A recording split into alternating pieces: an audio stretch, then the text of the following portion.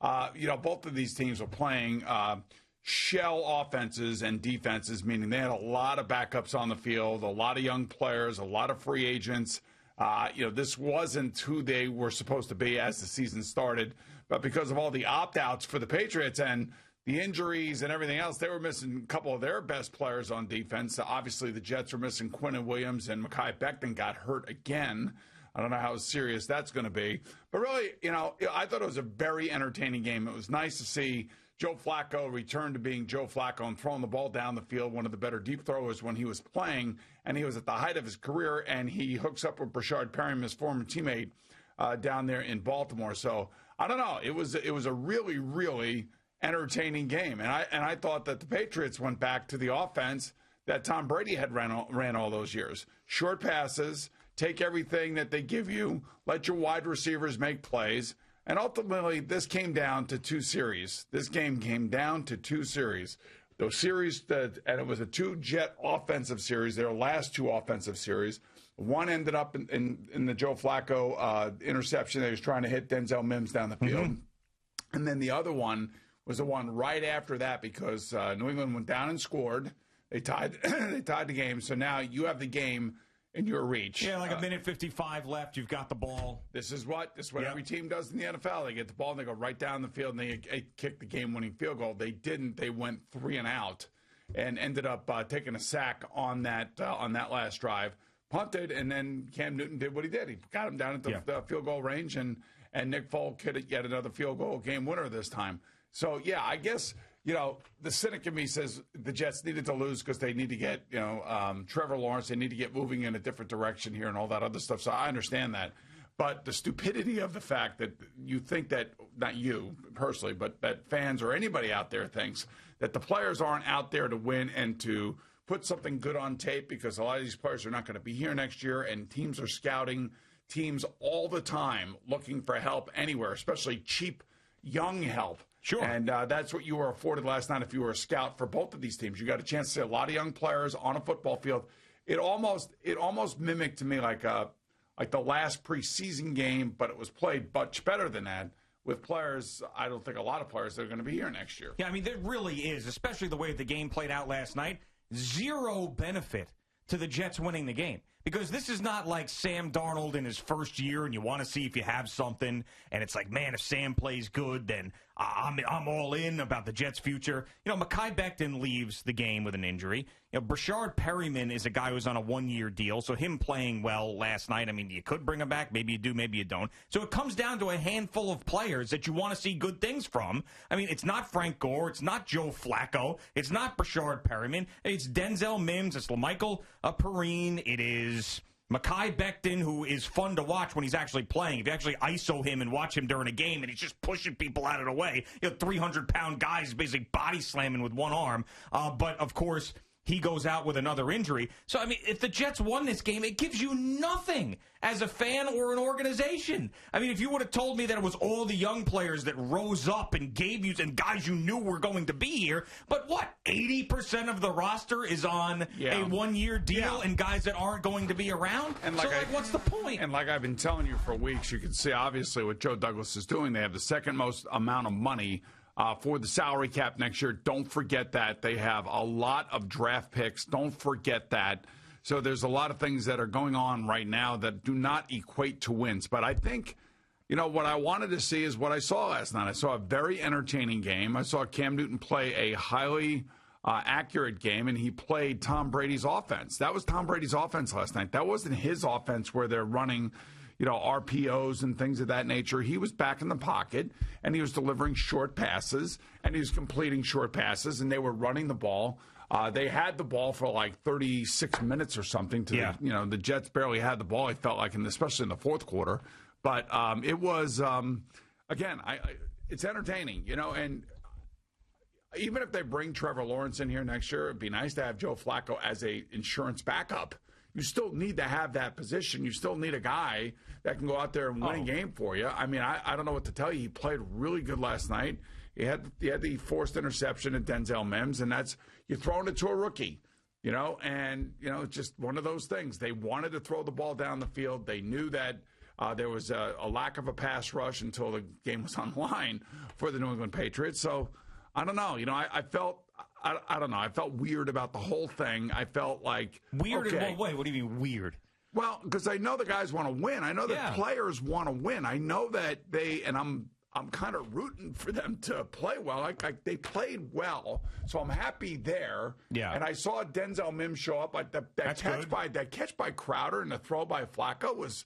Jet fans haven't seen that all year. Sure. No, I mean, that was right, especially offensively. They were able to put the ball in the end zone 3 times, which is crazy for the Jets this year. It just never happens. And they covered my number. They did. I felt like they were going to cover. So you did hit that. So there were 2 guys I was thinking about last night the entire game. One was Trevor Lawrence. The other was Spider in Montclair.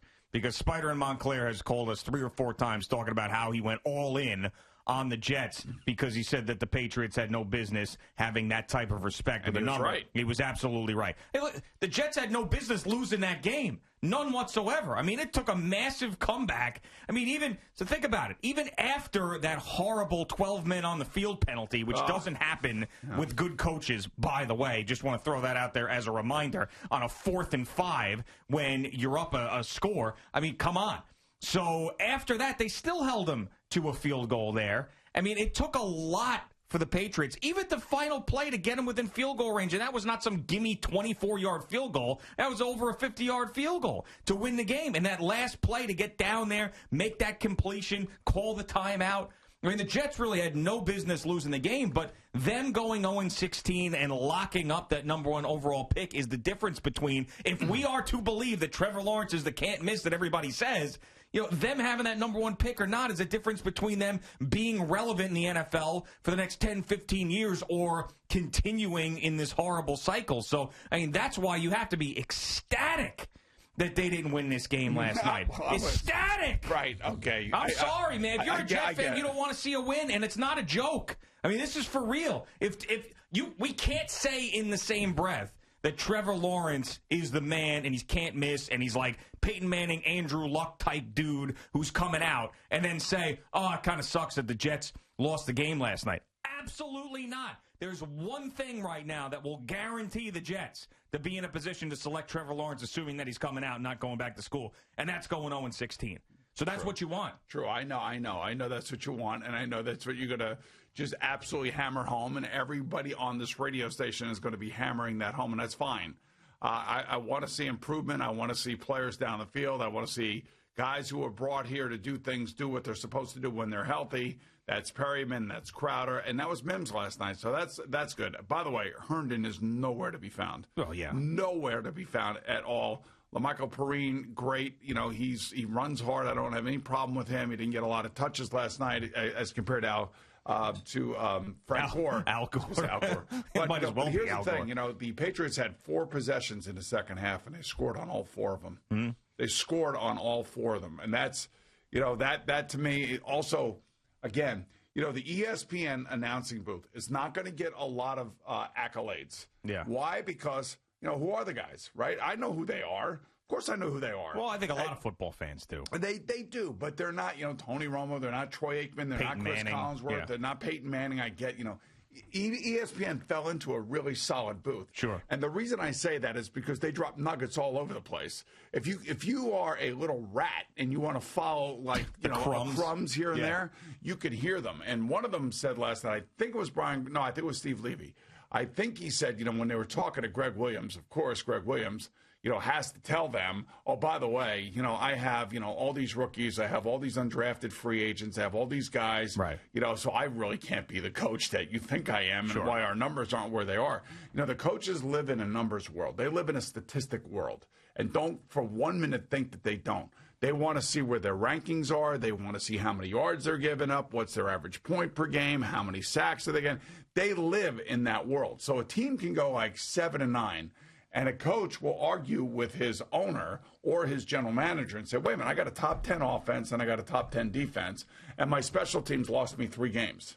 Yeah. So then the owner and the general manager should be saying to him, well, what about your special teams and this and that? So, I heard, and Belichick did it 2 weeks ago when he was talking about, how we went for it over the last 5 years. Told the truth. we have no money on our salary cap. We Right. have none of this. This is why we only paid Cam $1 million. We only paid Cam $1 million because that's all you had to pay him. Right. There's a difference, though. Like, Bill Belichick was telling the truth for probably the second or third time in his entire life in front of a microphone. An excuse to me. Well, sure, but it is. But you also said when we played those clips, he's not wrong, which is true. He's not wrong. But you know, it all depends on how you spend your money. Okay. There are bonuses that could be made. But nobody's been more successful than them over the last 15, 20 years. I don't know. The New Orleans Saints they've had some down years, but when you look at the New Orleans Saints and how much money they spend on their team and how they move bonuses around to keep players together and keep that team together, and how much money now look, they're going to have to pay the piper next year. New Orleans is, they're always moving it down the road. So they're gonna have to, figure out what the hell they're doing next year, because this salary cap's coming down to $175 million. But the Dolphins, the Patriots, and the Jets are, I believe, 3 out of the top 4 teams with the amount of space under the cap going into 2021. Right. That's great. Set yourself up. Right now is the perfect time to do it. Now, just another thing about Greg Williams.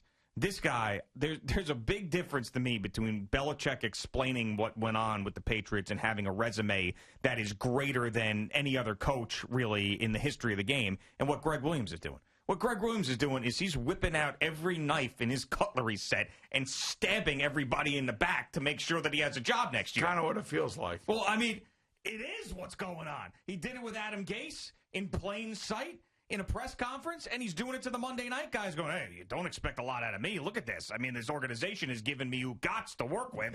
He's trying to get that out on Monday Night Football. And he did get that out on Monday Night Football. And that's why I do appreciate the guys that are doing the game. This is about football. And I've always said this. You can talk about all the entertainment you want. At the end of the day, if you get a competitive game and it's a good game, like last time was competitive, they were down the field. You had Cam Newton, Joe Flacco kind of turning back the clock a little bit. You had some young players making some great plays. It was a Rex Burkhead type of night for the New England Patriots, who we all come to know and appreciate as a player. So, I mean, there's a lot of good stuff that came out of last night's game. But again, like, to me, if you have 3 guys in a booth that are just talking football and really explaining what's going on for these teams and doing it without, like, this great fanfare. Oh, my God, look who we hired. ESPN, they fell into this. I personally, I like it because it's not overbearing, and it's not about a unique personality. It's about 3 guys who love ball, who love talking about it, and actually do really like each other, it sounds like. So that's a good thing for me. And I thought they gave you some crumbs last night from their meetings, which I thought were really good.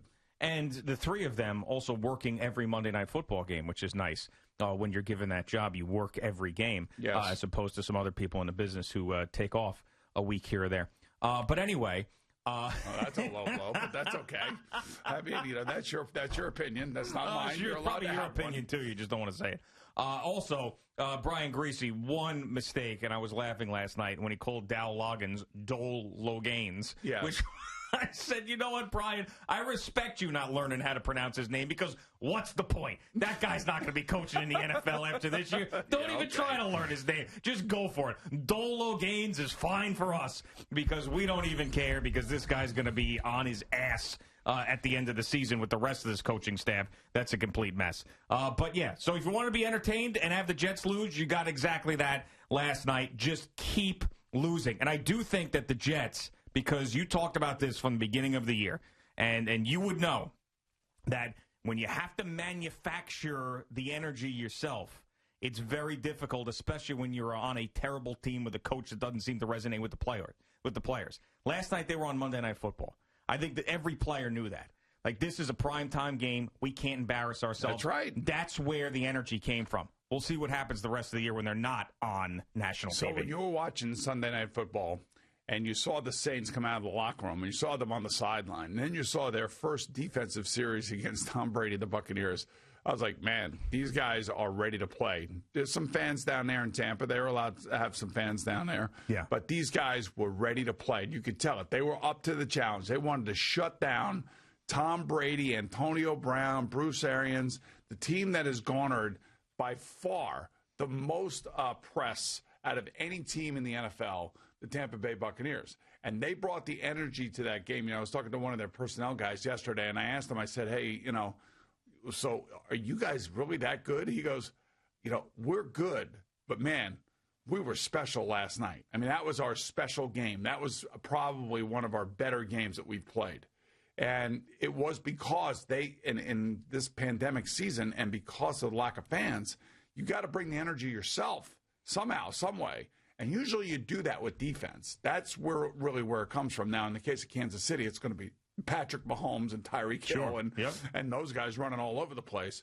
But for the Saints, it was defense, man. And, maybe you're right. Maybe it was because it was Monday Night Football. It was the only game in town, and they came and they played, and both teams played what I thought was a really good and entertaining football. And if you and all the Jet fans want to keep talking about losing, that's fine. You could feel that way. That's great. It's the only way to feel. But I'm just telling you that the players, it's not in their DNA. It's just not in, they want to go out and they want to win. I know. I mean, that's all there is to it. And nobody's disputing that. I know. They've worked their entire life to get to this point. And a lot of guys, because they're playing for these two teams last night, most of them wouldn't even be on the field. Unless these two teams were in the situations that they're in right now with injuries and COVID-19 opt-outs and all this other crap. So these kids want to play. They want to make a name for themselves. And I don't know, we got a really, really good, entertaining game until Joe threw the interception. And then the next series, 3 and out, sack, game over. Nick Folk kicks the 51-yarder. And before you know it, they score 10 points. On their last two series. Yeah, got too close for comfort, but the Jets got it done, and I do believe that 0-16 is still going to happen even after that performance last night. Thank you for watching. Please like, comment, and subscribe. And don't forget to hit the red bell so you're notified when we have new content.